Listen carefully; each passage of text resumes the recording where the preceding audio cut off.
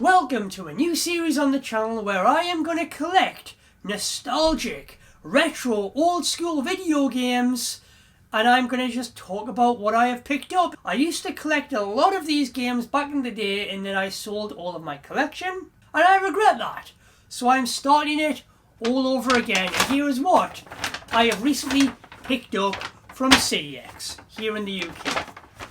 The first game on this is 007 from Russia with Love on the Xbox, and this was a brilliant game, and this is complete as well. The games that I am collecting, I want them to be complete with all of the manuals and everything with them intact. This is a 2005 third-person shooter action title developed and published by EA based on the 1963 film 007 from Russia with Love that sees the legendary Sean Connery returning to voice his iconic James Bond character 20 years later. And oh man, it was so amazing and special to me having Sean Connery return all those years later as the iconic 007, and this also marked his final time technically playing the role of James Bond. From Russia with Love was also the last James Bond video game developed or published by Electronic Arts before they lost the rights to Activision in 2006, with 14 missions in total and some bonus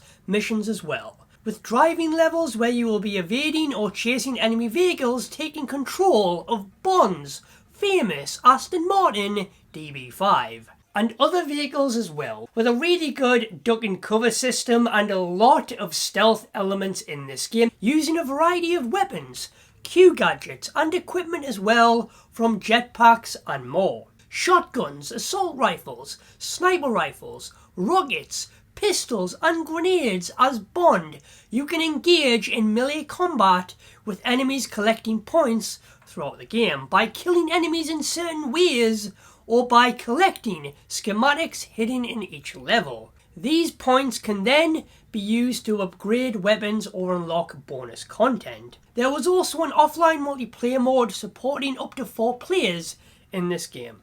The second game is, man, every time I see this game I can't help, but it hits me right in the feels, this one. I am so nostalgic for this game, and that was a benchmark multiplayer game back in the day. It was my childhood. This game defined my childhood and multiplayer games going forward, and that was GoldenEye 007 on the Nintendo 64, complete with all inserts and manuals here as well. This is a 1997 first-person shooter video game developed by Rare and published by Nintendo for the Nintendo 64, based on the same movie GoldenEye from 1995. This game will have you going through a bunch of levels to complete objectives, recovering or destroying objects and rescuing hostages while shooting enemies in your path. And in levels you'll be using Q gadgets as well, like Bond's laser watch, from a variety of different weapons and items at your disposal, from pistols, submachine guns, assault rifles, sniper rifles, grenades, throwing knives, mines, rockets and more. Or if you want to, you can just go around karate chopping your enemies, which is always satisfying to do, with bonus levels to unlock as well. There's also a multiplayer mode with up to 4 players in glorious split-screen matches as you and your friends or family kill each other before the time limit expires, or to reach the maximum amount of kills set before winning the game, with a variety of different weapons and game modes to choose from in those multiplayer matches. And I guarantee you will be having a lot of rematches and grudge matches. You may also lose some friends along the way as well, with these insane multiplayer matches. Fun fact about GoldenEye, it was originally going to be an on-rail shooter in the style of Sega's Virtua Cop. And then we get to Blade 2 on the OG Xbox. Again, all of the manuals and inserts complete. I miss having manuals with video games. I never used to look through manuals, but it was a nice little treat having a manual there inside the box rather than just the box with a disc inside. This is a 2002 action beat-em-up video game developed by Mucky Foot Productions and published by Activision. And this wasn't based on the movie with the same name, it's actually a sequel taking place between the events of Blade 2 and Blade Trinity, 6 months later. This game is a third-person action beat-em-up title, with a main focus on melee combat, and there is some brutal, devastating final blows in here as well. And occasionally with the use of guns, as you get swarmed by vampires and have to fight your way out by punching, kicking, blocking, chaining attacks together with combos as you drive your stake through their heart to finish them off. You will also have a rage mode that will build up by fighting and just doing attacks. Blade will take out his sword and use it for a limited time. And then we're shifting it from the Xbox to the GameCube with a launch title on GameCube, Luigis Mansion. This game was incredible back in the day. I remember being so skeptical about this because we aren't Mario, we're Luigi, and it's a launch title. Released in 2001 as a GameCube launch title. As Luigi, you will explore this spooky haunted mansion searching for Mario as you fight off and capture ghosts like a Ghostbuster, sucking them up through a vacuum cleaner called the Poltergust 3000. With 4 main areas to explore throughout the mansion as you explore rooms to uncover its hidden secrets and hunt down the ghosts within them, collecting keys to open locked doors and fighting a big boss ghost at the end of that section. Luigi is armed with a flashlight, the Poltergust 3000 and the Game Boy Horror to communicate back and forth with Professor E. Gadd. To also view your map to see what rooms have been visited, what doors have been unlocked, what doors still need unlocking, and your inventory and collectibles can also be viewed within this Game Boy as well. You'll be sucking up coins, bills, gold bars or gems, hidden within objects and even in chests that appear when rooms are cleared, with hidden booze to find as you venture through the mansion as well. Next up was a game where this actually made me good friends with someone in school because we would talk to each other about this game and help each other out by swapping save data back and forth to help each other past that part. And we would be on the phone for 3 hours a night after school talking about this game, guiding each other through parts that we are stuck on this game, and that is Star Fox Adventure on GameCube. This was different, but I would give anything to have this game ported to Switch or for Nintendo to give us another Star Fox game like this, or in fact any new Star Fox game. But this game is my favourite Star Fox game in the entire franchise. I love this game so much. This is a 2002 action-adventure title developed by Rare and published by Nintendo. And this was originally scheduled for release on the Nintendo 64, but was cancelled and later released on Nintendo's new hardware, the GameCube. A fun fact here, this was also Rare's only GameCube game on the system and the final game that Rare developed for a Nintendo console before being acquired by Microsoft. The story takes place 8 years after the events of Star Fox 64. You play as Fox McCloud, who is sent on a mission to visit a planet in the Lylat system and prevent its destruction as you explore 13 different locations on foot, with those locations unlocking when you complete a certain task or acquire a new skill, in order to progress through the story as you climb, swim, jump, solve puzzles, and use a staff as your primary weapon, and this can also be used as a tool at your disposal to help you progress through the story, to open certain stuff, with melee combat being a main focus on your adventure. You'll also be able to strafe and roll to dodge attacks, while using the staff to either block incoming attacks or to attack an enemy, with collectibles, staff powers and tricky abilities as well, with this dinosaur sidekick that you'll come across on your adventure. You can also tell Tricky to stay. Get Tricky to uncover something by digging. Call Tricky if you need him or if you have lost sight of him. Breathe fire, which you'll be using often to melt ice or set things on fire, and throw a ball,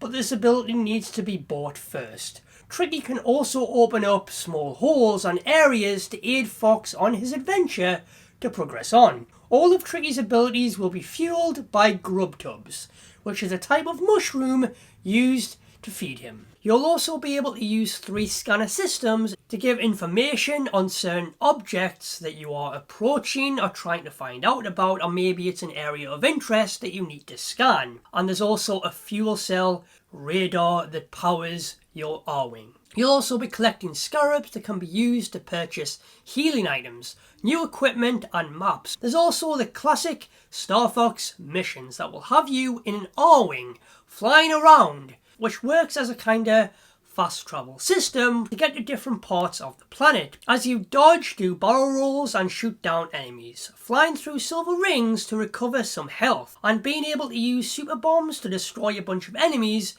around you. To then visit a planet, you must fly through a set number of gold rings. Each segment has around 10 gold rings and you will need to fly through them to reach that planet. These games are a staple of multiplayer gaming to bring all your friends around, have a laugh, have a great time, and just they're a joy to play. They're a joy to play, and this game is still the #1 selling game on Switch, and that is Mario Kart. Well, Mario Kart 8 Ultimate, the Mario Kart series. We're taking it to Mario Kart 64 here. Released in 1996 or 1997 here in the UK, depending on where you are, is a Nintendo 64 title, and this was the second main entry in the Mario Kart series and the successor to Super Mario Kart on the Super Nintendo. And this was the iconic leap for Mario Kart, making this the first game to go from 2D elements to completely 3D, with each track having their own theme and obstacles within them. With 8 characters to choose from: Mario, Luigi, Princess Peach, Toad, Yoshi, Bowser, Wario and Donkey Kong, as you race around 16 tracks with 4 in each of the 4 cups available, with items at your disposal when racing around the track to take opponents out, to take their place, or to aid you with special item boxes that are randomized. So you'll be picking up red shells, green shells, devastating blue shells that homes in on first place,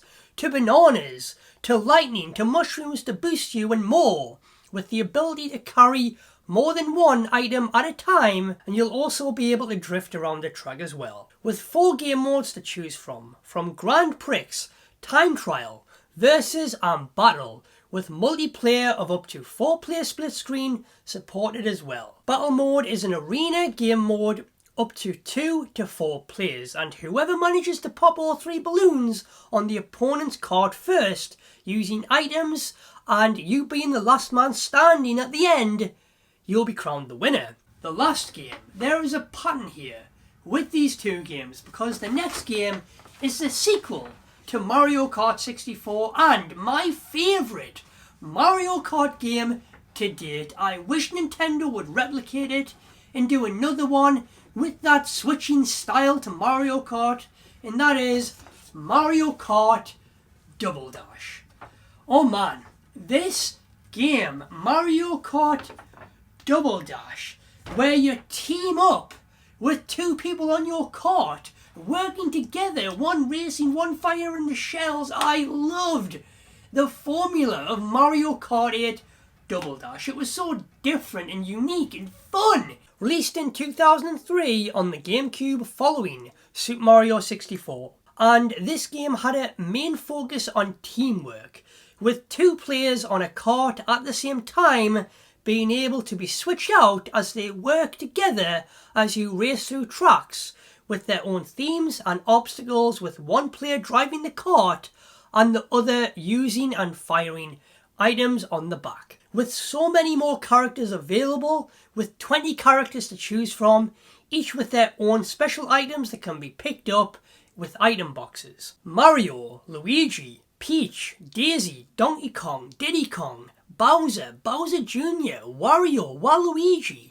Yoshi, Birdo, Toad, Toadette, Koopa Troopa, Paratrooper, Baby Mario, Baby Luigi, Petey Piranha, and King Boo. So many more characters in this one, all being able to be divided into 10 pairs when selecting your characters for your kart. With 16 different courses in total across 4 cups, with 4 tracks in each cup section with 4 game modes: Grand Prix, Time Trial, Versus and Battle. The aim of the game remains the same, aside from the co-op aspect: picking up item boxes to receive a randomly selected item and use it to your advantage against the other racers to knock them off the course to take their position and gain the advantage. With a number of new special items being added that you can pick up in this one as well. You will also be able to drift around the track in this game much better, which is much more improved over Mario Kart 64,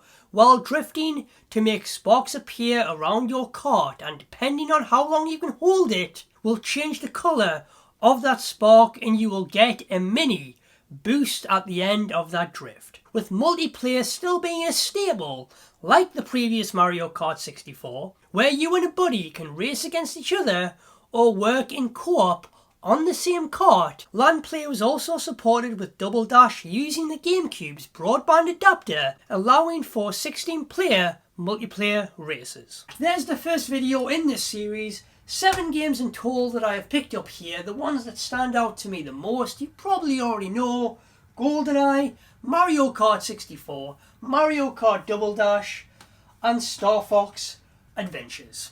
I have so many good memories of this game with my friend. My friend Michael, you know who you are if you're watching this. Man, that brought us together. That's what made us friends, this game. And for that, I will always cherish this game so much. Thank you guys for watching, and I will see you guys in the next episode. I appreciate every single one of you for making me a part of your day and checking out my videos. Thank you. Anyways guys, I'll see you next time.